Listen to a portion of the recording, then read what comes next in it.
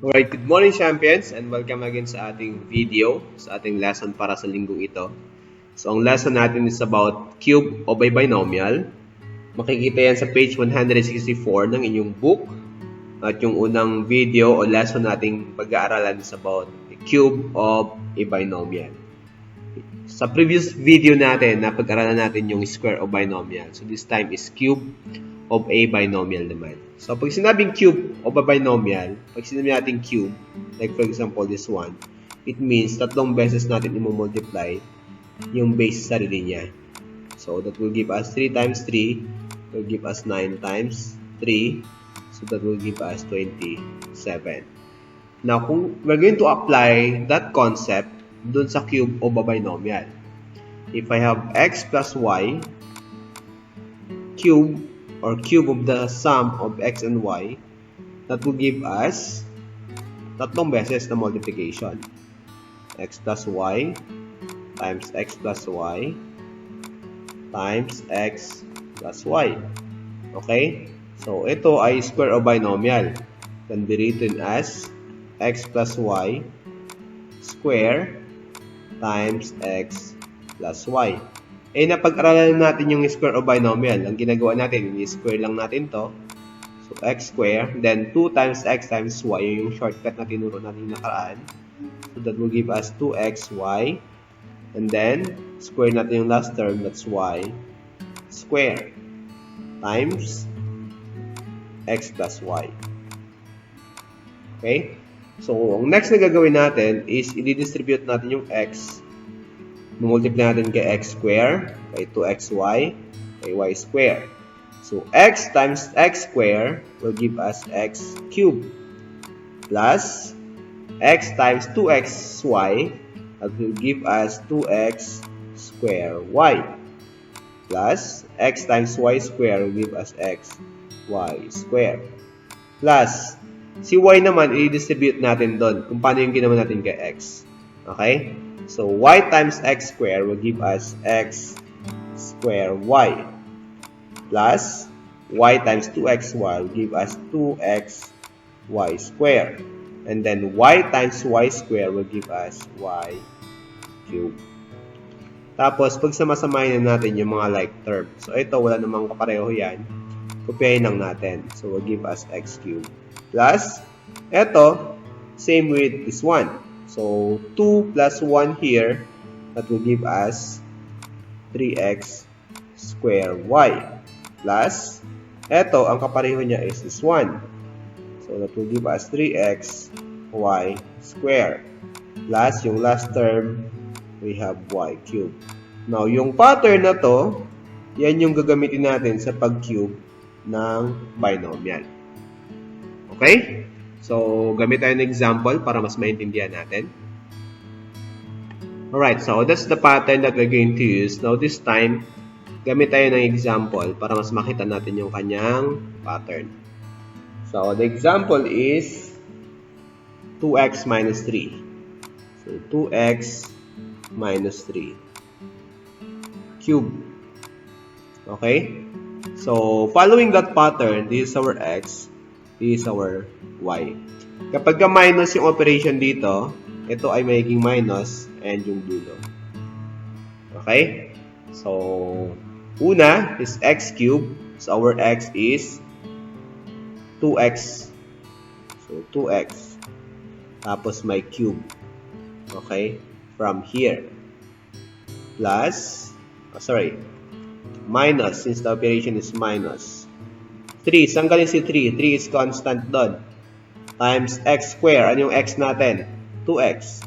So, 2x square times y. Ang y natin is 3. Okay? Plus, 3 ulit. Galing dito. Ang x natin is 2x. Yung y natin is 3. Tapos, square. Galing doon. Minus, ang y natin is 3. Tapos, cube. Galing dito. Okay? So, yan yung pattern na sinundan natin. Again, yung x natin is equal to 2x. Our y is equal to 3. So, with that, we can solve as 2 cubed will give us 8. That's 2 times 2 times 2. Then x cubed minus 3 times 2 square will give us 4. X square times 3 plus 3 times 2x times 9. That's 3 times 3 minus 27. Simplify that 8x cubed minus 3 times 4 times 3, that will give us 36. X squared plus 3 times 2 is 6 times 9 is 54x minus 27. And that is the final answer. Basta sinundan natin yung pattern. Okay? Right, so bigay ako ng isa pang example. Okay? So I'm gonna use 3x minus 2y. Okay? Cube. So, may cube din yan. So, sundan lang natin yung pattern natin. This is our x. This is our y. So, we use plus here. So, equals x cubed. Our x is 3x. 3x cubed. Since plus ito, ibig sabihin plus, gagamitin natin. Plus 3 galing sa taas. Ang x natin is 3x square. Ang y natin is 2y. Plus 3 galing dun sa taas times x is 3x. Ang y natin is 2y square. Plus ang y natin is 2y then cube. So this will give us 3 cubed 27 x cubed plus 3 times 3 square will give us 9x square times 2y plus 3 times 3x times 2 square will give us 4y square plus 8y cubed. That's 2 times 2 times 2. So this will give us 27x cubed plus 3 times 2, 6 times 9 is 54x square y plus 3 times 3 is 9 times 4 is 36 x y square plus 8y cube. So, yan yung ating final answer. So, madali lang siya kapag nasundan nyo yung pattern. Huwag lang kayo malilito sa what is x and what is y. Okay? So, that's the end of cube by binomial. Let's proceed with the next lesson. Alright, so yung next na video o na lesson na ating pag-aaralan is about the product of binomial and a trinomial. So, ito naman is pattern lang din yung susundan natin. Pero kung ayaw nyo naman magamit ng pattern na to, you can use naman yung long multiplication. Okay? So, here, papakita ko lang sa inyo. So, ito pinagsama lang natin. Pag pinaghiwalay natin yan, that will become x plus y. Okay? It will give us x squared minus xy plus y squared. So, pag pinag-multiply mo yan, ang kalalabasan is x cubed plus y cubed. Pag minus naman, x minus y, pattern lang sinusundan natin ha. X squared plus xy and plus y squared will give us x cubed minus y cubed. Okay? So, ngayon, ang gagawin natin is kailangan suriin muna natin ano yung pattern na sinasabi ko kanina. So, mapapansin nyo dito, okay? Mapapansin nyo dyan, ito ng color. Ito, yung mga variable na to, x, pagdating nito, in-square lang. Okay? Then, x and y, x times y, yun yung gitna, x times xy. And then yung last term, ni-square lang. Ito yung dulo, y square. So, pag pinag-multiply mo yan, ang kalabasan, ang sagot is yan.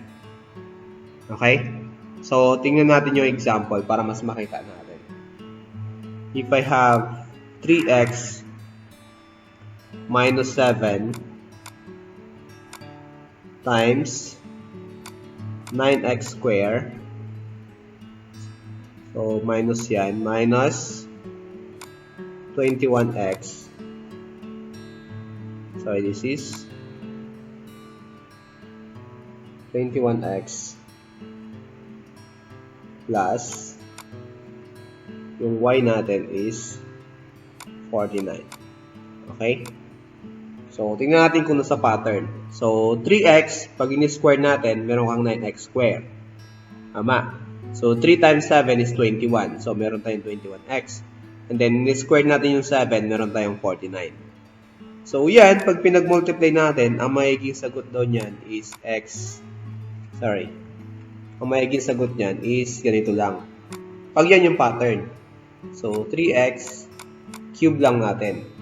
Tapos, magiging minus yung 7, i-cube lang din natin.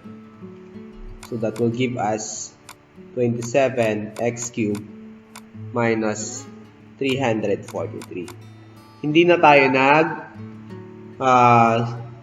multiply ng mahaba. So, kung gusto nyo i-multiply ng mahaba, okay lang din. Distribute nyo yan doon. You can check naman. Okay? Multiply doon. Ito, multiply dito. Tapos, here, multiply dito. Multiply doon. And, ito, multiply din dito. So, pag ginawa nyo yan, ang kalalabasan, ito pa rin yan. Kaya gusto ko makita nyo is the pattern lang. Okay? Pag hindi yan nakapattern ng ganyan, ibig sabihin, you can't apply this process. So, you do the long multiplication. Pero kung nakapattern yan, ibig sabihin, mas madali na lang natin gagawin. So, I'll give you another example. The next example would be 2x plus 3y times 4x squared minus 6xy plus 9y squared. So, let's check muna if nasa pattern yan. So, tingnan natin itong 2x, naka-square ba ito? So, 2x squared, that will give us 4x squared. 2 times 3 is 6xy. And then, 3y squared will give us 9y squared. So, dahil naka-pattern siya, ang magiging sagot lang natin is yung first term, i-cube lang natin, okay, plus yung last term, which is 3y. Cube lang din natin. So, that will give us 8x cubed plus 27y cubed. So, without solving manually or the long multiplication, as long as nakita mo na meron siyang pattern, you can solve that. Okay? Pero kung wala naman, isa-isahin natin. Okay? Napakita ko yung yung mahabang process para mas makita natin. Okay? So, let's multiply this one. 2 times 4 will give us 8x cubed. 2 times negative 6, that will give us negative 12 x squared y. 2 times 9 will give us 18 x y squared. Then 3 times 4, that will give us 12 x squared y. 3 times negative 6, that will give us negative 18 x y squared. Then 3 times 9 will give us 27 y cubed. Then let's solve. Bring down that 8x cubed, negative 12 plus 12 is 0. 18 plus negative 18 is 0. So this will become plus 27y cubed. Yun din naman yung sagot natin. Okay? As long as nasa pattern. Pero pag this is pattern, mag-long multiplication tayo. Okay? So, that's the end of our video. lesson for week 2 ng quarter 4. Okay, so quarter 4 na lesson na tayo. Okay? So, huwag kalimutang mag-like, i-share, at i-subscribe yung ating channel para mas marami pang makapanood ng ating mga video. So, thank you for watching. If you want to download the video offline para paulit-ulit yung panuorin, you can do that. Okay, so thank you for watching, champions. God bless you.